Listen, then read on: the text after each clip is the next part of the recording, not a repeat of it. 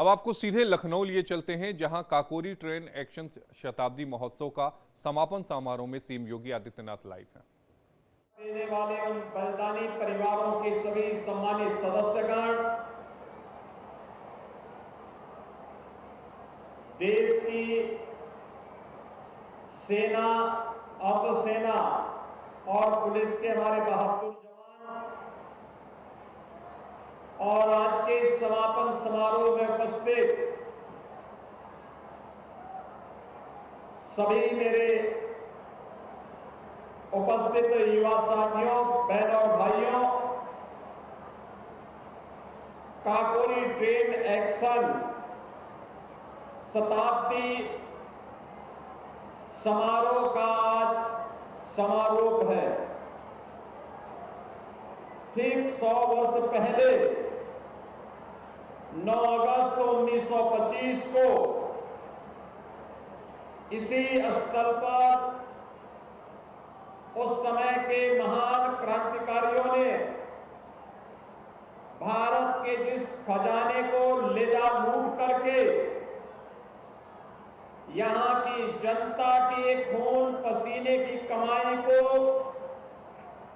British हुकूमत England ले जाने का कुत्सित प्रयास कर रही थी,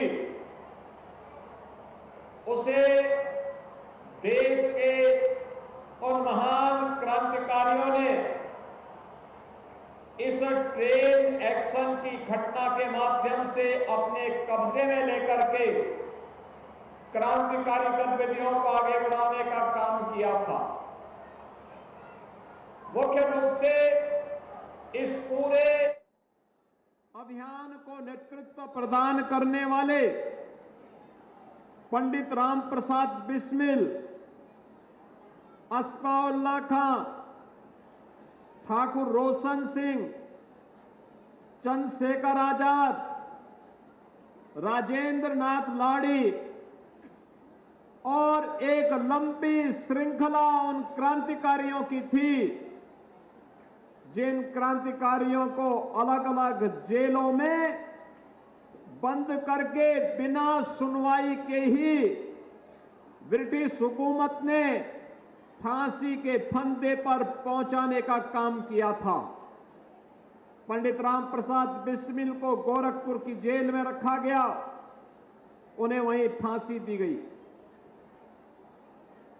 किसी क्रांतिकारी को गोंडा की जेल में, किसी को फैजाबाद की जेल में, किसी को नैनी की जेल में, और चंद्रशेखर आजाद ब्रिटिश हुकूमत के हाथ में नहीं पड़े, बल्कि इन्होंने मुकाबला करते हुए स्वयं वीर गति को प्राप्त की। आज शताब्दी महोत्सव उन महान क्रांतिकारियों के स्मरण का एक महान दिवस है। हमारी वर्तमान पीढ़ी के लिए एक नई प्रेरणा है। याद करिए, ब्रिटिश हुकूमत के जिस खजाने को ट्रेन एक्शन की घटना के माध्यम से अपने कब्जे में उन क्रांतिकारियों ने ली थी, वह था मात्र 4,600 रुपया, 4600 रुपया। और ब्रिटिश हुकूमत ने इन क्रांतिकारियों को पकड़ने के लिए बिना सुनवाई के उनको फांसी देने में जो पैसा खर्च किया था, वह था उस समय 10 लाख रुपए से अधिक। बहनों और भाइयों, आज से 100 वर्ष पहले इस देश की इस महान आजादी को लेकर के जो क्रांतिकारी अपने आप को बलिदान किए थे, उनका पुनः पुनः स्मरण करके उनके प्रति कृतज्ञता ज्ञापित करने के लिए हर भारतवासी को प्राण प्रण से जुटना चाहिए। आज का ये समारोह इसी संकल्प को आगे बढ़ाने का समारोह है। आज जब हम यहां एकत्र हुए हैं तो हमारा संकल्प होना चाहिए कि राष्ट्रभक्ति को फिर से जन जन के हृदय में हम प्रतिष्ठित करें, क्योंकि राष्ट्रभक्ति का जो उदग्र भाव उन महान क्रांतिकारियों ने संचार किया था, जिसमें स्वयं की परवाह के बगैर हमें अपने देश को विदेशी हुकूमत से मुक्त करना है और उसके लिए अपने आप को बलिदान देने की, हर कीमत को चुकाने का जो जज्बा था, उस जज्बे का परिणाम ही है, उसी जज्बे का परिणाम है कि देश 1947 में आजाद हो गया। ये उसी की कीमत है और इसीलिए हम सबका संकल्प होना चाहिए कि राष्ट्रभक्ति का यह ज्वार जन जन के हृदय में प्रतिष्ठित हो। एकता और गर्व का प्रतीक बन चुके तिरंगे को हर घर तक पहुंचाना है। याद रखना, भारत की आन मान और शान का प्रतीक तिरंगा झंडा हमारा राष्ट्रीय प्रतीक है। इस तिरंगे को हर घर पे फहराना है और उन महान सेनानियों को नमन करना है जिनके बलिदान से हमारा देश स्वतंत्र है और भारत की एकता और अखंडता सुनिश्चित हुई है। ये 3 संकल्प लेकर के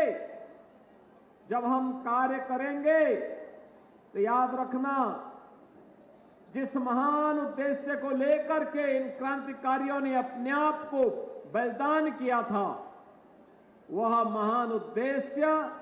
स्वतः स्फूर्त भाव के साथ आपके चरण कमलों को चूमता हुआ दिखाई देगा और विकसित भारत की संकल्पना को आगे बढ़ाने में, प्रधानमंत्री जी के विजन को आगे बढ़ाने में हमें सफलता प्राप्त होगी। देश के स्वाधीनता दिवस के अवसर पर आदरणीय प्रधानमंत्री जी ने देशवासियों के सामने यही संकल्प दिया है।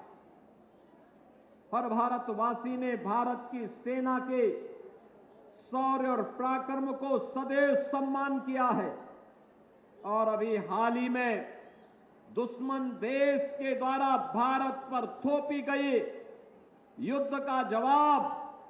भारत के बहादुर जवानों ने ऑपरेशन सिंदूर के माध्यम से जिस तत्परता के साथ दिया, पूरी दुनिया ने भारत के सामर्थ्य और भारत के शौर्य का लोहा एक बार फिर से माना है।